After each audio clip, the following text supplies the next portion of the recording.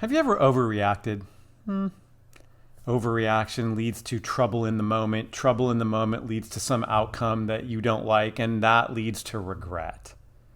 But here's the good news. Regret does not have to be the end of your story. Regret can actually lead you to a powerful dynamic that can change your life. Check this out. I'm Dave Fleming. In over 30 years, I've worked with a diverse set of leaders and industries, from two guys in a garage, literally, to multi-billion-dollar companies. During this time, I collected and curated wisdom that I want to share with you, because at the heart of it, we're all leaders. Let's figure this out together. We've all done it.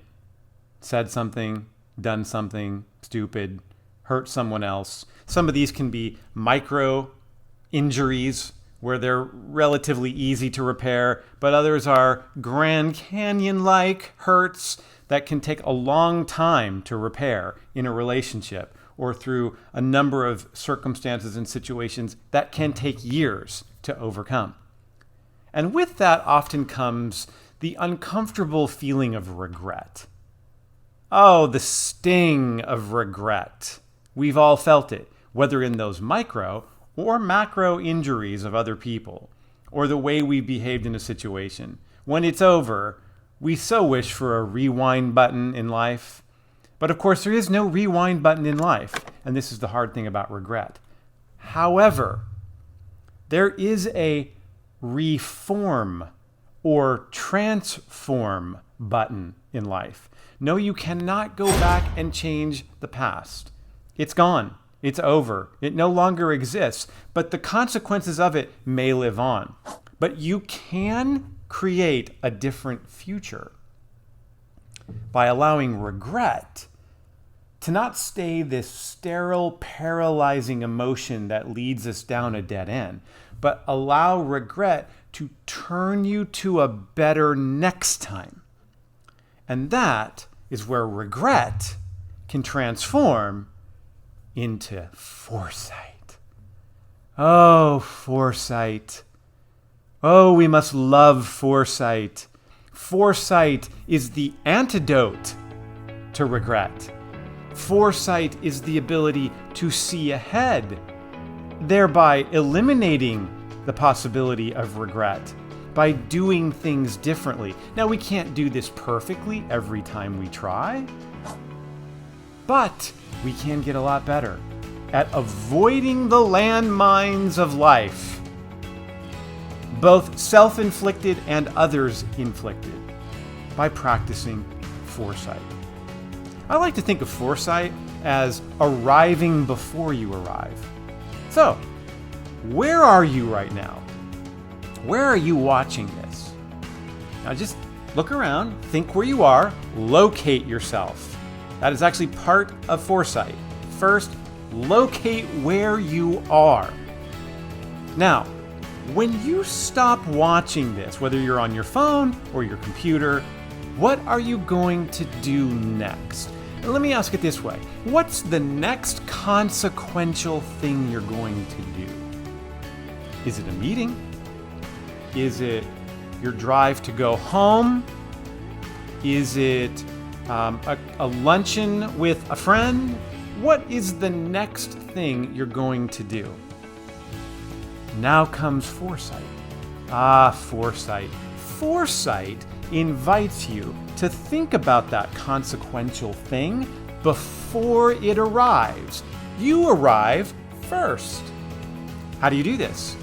With your imagination, this amazing gift you have to be able to put yourself in a situation that does not yet exist. How do you want to behave in that meeting? Let's say you're a leader of a team. Let's say you have to talk about something hard. How do you want to behave in that meeting? How do you want to come across? What's the vibe you should express in that meeting? What words are important for you to say? What words are important for you to avoid? If someone gets bent out of shape in the meeting as you're talking, what should you do? What should you say? How will you know if you should address it or let it go?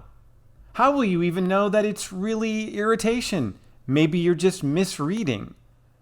All of these things are really good things to think about before going into your next consequential meeting. Now, you might think, come on, Dave, I can't do that every time I have some consequential thing to do.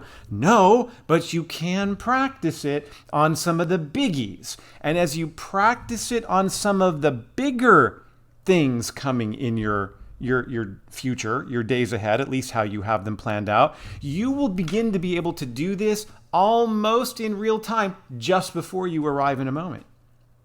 I mean, literally, you can be standing at a grocery store, in a grocery store line, and you can be thinking, how do I want to treat the person who's going to check me out?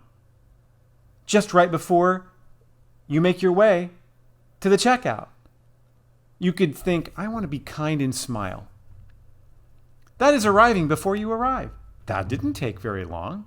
Sometimes we can slow the process of arriving before we arrive down and really consider lots of the different angles of a particular situation because it really warrants it. It's a big deal. We should go in prepared.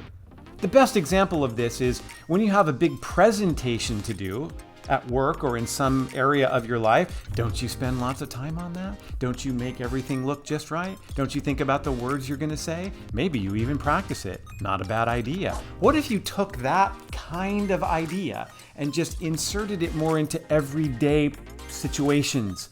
Arrive before you arrive. That means you have to first remember where you are, locate, then remember what's next and how I want to behave in what's next. Foresight. Now, will foresight make for perfect situations? No, but it will reduce regret. It will reduce regret.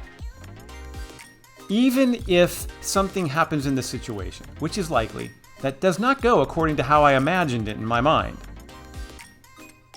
there is still a greater likelihood that you will be able to adapt better to that surprise because you've already given thought. You've already been here. You've already arrived. You've already considered how to do deep breathing and slow your thinking down if somebody gets irritated in the meeting. You already I saw that in my mind. I saw that one coming. Spend time in foresight, and you just might reduce regret.